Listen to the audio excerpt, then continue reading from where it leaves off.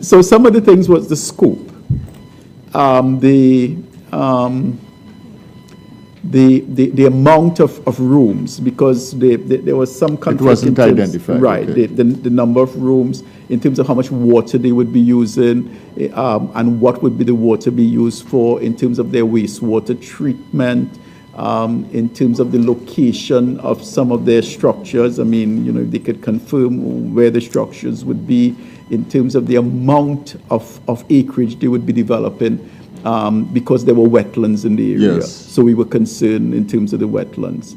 These are some of the things requested by the Environmental Management Authority for the now cancelled Sandals project in Tobago, which was never provided, yet plans were afoot for it. This is according to Managing Director of the EMA, Hayden Romano, who was sitting before a Public Accounts Committee on Wednesday.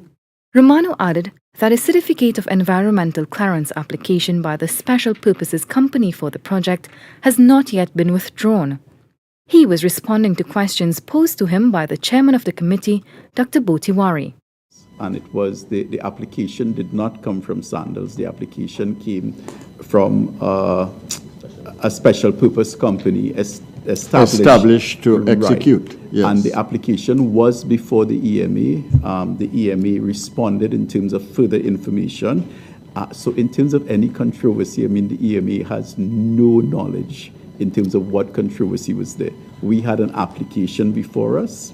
We responded to the application with a request for further information, as we do with all applications. Yes. And subsequent to which we heard that the project was no longer was no longer a go. However, to date, we have not received any letter saying that the application is withdrawn. So the application is still before the EMA. Dr. Tiwari further asked whether a parcel of land in Tobago was identified in the CEC. Was that identified? They did identify the parcel of land, and I think some of the further information request was in terms of the scope of the project and to actually show us all the boundaries.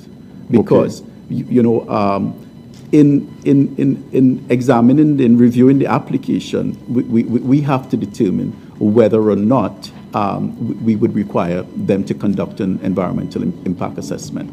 In January, Sandals announced it was pulling out of Tobago.